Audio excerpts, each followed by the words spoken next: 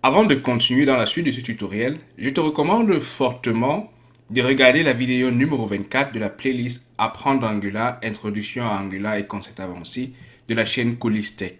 Dans cette vidéo, je t'explique de long en large comment fonctionnent les services avec Angular, mais aussi surtout un aspect important qu'est l'injection de dépendance avec ce framework. Pendant que tu vas écouter cette vidéo, cela va te permettre de gagner énormément en expérience sur comment est-ce que ces différents services seront manipulés, ce qui est très important, particulièrement pour ce que nous allons faire à partir de cette vidéo pour la suite de ce tutoriel. Aussi, n'oublie pas, s'il te plaît, de t'abonner à la chaîne ColisLearn qui est le successeur de Colistech et qui hébergera après la playlist sur la communication des composants Angular les prochaines vidéos. Nous faisons appel au service avec Angular lorsqu'il s'agit pour nous de gérer le statut d'une application. Lorsqu'on parle du statut d'application, il s'agit de ce qu'on voit à notre écran. Par exemple, ajouter de l'argent, withdraw ou alors simplement 100 francs qui est affiché maintenant. Mais aussi, ça peut être des informations d'utilisateurs que nous recevons par exemple d'une base de données ou alors d'un service web. Ça peut être tout simplement différents champs, par exemple dans un formulaire que nous souhaitons avoir déjà pré-rempli ou alors où nous souhaitons simplement conserver les données qui ont déjà été remplies par notre utilisateur. Si quelque chose change, par exemple lorsqu'on ajoute de l'argent ou alors lorsqu'on en retire du montant initial, notre statut d'application doit pouvoir en être informé. C'est dans ce cas-là qu'entre en jeu l'usage des services. Intéressant, c'est qu'en fonction du cas, on peut utiliser les services pour régler des petits problèmes ou alors des problèmes un peu plus complexes. Par exemple, s'il s'agit simplement d'afficher 100 francs lorsqu'il va changer, on peut se servir simplement de propriétés à l'intérieur d'un service. Ou alors, on peut créer un simple management de statut à l'intérieur de notre service qui va pouvoir sauvegarder les différentes valeurs qui sont modifiées au cours de l'usage de notre application. Encore, nous avons une forme de service que nous allons aborder un peu plus tard dans ce tutoriel qui va travailler en agissant, en envoyant et en interagissant avec des composants grâce aux notifications. Et enfin, il y a cette réputation qu'offre Redux dans différentes librairies comme React par exemple, qu'on peut utiliser aussi dans le cas d'Angular, par exemple avec NGRX pour pouvoir gérer le statut de notre application. NGRX ne fait pas partie de ce tutoriel maintenant, mais fera partie d'un autre tutoriel que nous allons voir sur la chaîne Colisland. Pour illustrer l'usage d'un service, nous allons prendre l'exemple d'un cas réel qu'on peut retrouver dans la vie courante. C'est le cas d'un second enfant que nous pouvons avoir et qui a également accès au compte commun sur lequel dépose de l'argent le parent que nous avons créé jusqu'à présent. Donc pour pouvoir le faire, nous allons créer deux enfants séparément, mais qui seront à chaque fois une instance identique de l'enfant que nous avons créé jusqu'à présent, contenant le montant disponible et aussi la possibilité de pouvoir effectuer des dépenses. Dans cette première étape que nous allons effectuer, c'est de construire d'abord le template qui nous permet de représenter les enfants séparément. Alors le second enfant que nous allons créer va être hébergé dans une maison. Donc pour cela, nous avons besoin d'un composant qu'on va appeler maison ou encore house en anglais. On va retourner dans notre terminal et nous allons pour cela créer un nouveau composant Angular qui va nous permettre d'héberger le second enfant. Donc avec la commande Angular CLI, nous allons simplement mettre ng, g pour générer, c pour composant et nous allons mettre house qui va représenter notre house component. À l'intérieur de notre house component, nous allons faire appel à une instance du composant AppChildAmount qui est notre composant enfant. C'est pour cela qu'il est important de bien structurer son application tout en pensant quel composant va jouer le rôle d'enfant, quel composant jouera le rôle de parent. Dans notre cas, un enfant va vivre sous le toit parental, parent amount, et notre second enfant habitera dans une maison externe que nous avons appelée house component. House component va être affiché simplement dans notre composant app.component.html. Pour cela, nous devons appeler juste en dessus le sélecteur correspondant. Dans notre cas, ça serait naturellement app-house que si nous vérifions. Donc, on va retourner tout ceci dans notre navigateur et on va voir si tout cela est bien affiché. Donc, après la compilation, normalement, on devrait voir house works. Ce que nous pouvons faire maintenant, c'est de pouvoir distinguer l'affichage des différents composants child amount que nous aurons. Donc, nous allons améliorer un peu notre template en ajoutant par exemple simplement un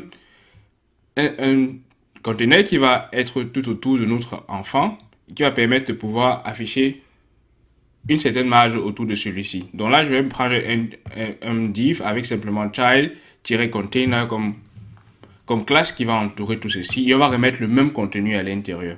Donc l'idée pour nous, c'est à travers la classe, le fichier CSS qui est créé, simplement de mettre un peu de style à notre child container. Donc ce que nous allons faire, c'est d'ajouter simplement les borders avec CSS. Avec child container, on peut simplement mettre border. Et je vais prendre des bordures très simples et très fines, 2 pixels, et on va mettre dash qui va permettre d'afficher les pointillés. Donc on va mettre aussi un peu de padding pour avoir l'espace à l'intérieur que je vais mettre avec un pixel par défaut, en haut, à droite, en bas, ainsi qu'à gauche. Donc si on retourne dans le navigateur, normalement on devrait voir désormais nos bordures autour de ceci. Aussi pour faire la différence, il est bien que chaque enfant puisse avoir un nom que nous allons définir nous-mêmes. Donc je vais rajouter une balise H1 et à l'intérieur de cette balise-là, nous allons afficher un nom pour l'enfant. Avant d'afficher ce nom-là, il faut d'abord déterminer ce nom-là. C'est pourquoi on va se servir de la technique qu'on a apprise jusqu'à présent, qui est l'input, pour pouvoir attribuer un nom dynamiquement à chaque instance du composant que nous allons recevoir. Donc dans ce cas, je vais mettre simplement un public child name. Et ce nom-là sera naturellement une chaîne de caractères simplement. Disons qu'il n'y aura pas d'initialisation, donc on peut simplement mettre un point d'exclamation au départ. Et ceci va être initialisé de façon dynamique à chaque fois que nous appelons. D'abord, nous allons commencer par le remplacer par parent à l'intérieur de notre composant parent amount. Et à l'intérieur de celui-ci, nous allons faire appel à notre child name pour pouvoir attribuer un nom au composant déjà existant. Vous pouvez mettre le nom qui vous intéresse le mieux. Nous avons dit que cela doit être une chaîne de caractères. C'est pour cela que je peux insérer ici par exemple Fatima comme étant le nom de mon premier composant.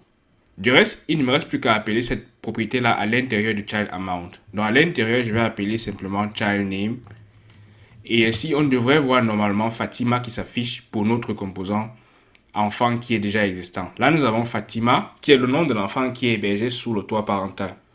Maintenant, nous allons appeler la même instance de notre composant child à l'intérieur de notre composant house pour pouvoir avoir le second enfant qui a à disposition l'argent déposé par le parent. Donc, ce que je peux faire, c'est simplement de copier tout ce que nous avons fait jusqu'à présent et d'adapter ça en fonction de ce que je retrouve dans mon composant house. Donc, à l'intérieur de mon composant house, je vais enlever simplement housework et je vais insérer mon composant enfant.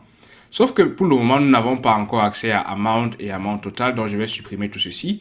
Nous n'avons pas aussi accès à increase, car c'était les propriétés que nous avons créées dans le composant précédent. Là maintenant, au lieu de Fatima, je vais simplement rajouter un autre nom qui m'intéresse. Vous pouvez me choisir ce que vous voulez. Moi, je vais mettre par exemple Fatou. Donc maintenant, j'ai une deuxième instance de mon composant enfant, qui est désormais Fatou. Là, je vais rajouter un peu d'espace pour mon parent et je vais réduire mon navigateur à 100% pour que vous puissiez voir tout le contenu. Donc là, je vais ajouter un peu d'espace sur mon parent pour que tout ceci ne soit pas lié les uns les autres. Donc je vais rajouter par exemple tout ceci dans un conteneur principal. Le design, vous pouvez le faire à votre guise, c'est pas véritablement important, c'est pour la raison pour laquelle je ne vais pas passer énormément de temps à l'intérieur. Donc là, je vais mettre par exemple mt-5 pour margin top de bootstrap. Donc maintenant, on aura un peu plus d'espace entre les différents composants. Le parent a comme d'habitude l'opportunité de rajouter de l'argent. On voit que là, c'est 200 francs pour Fatima, mais Fatou n'a pas accès au compte.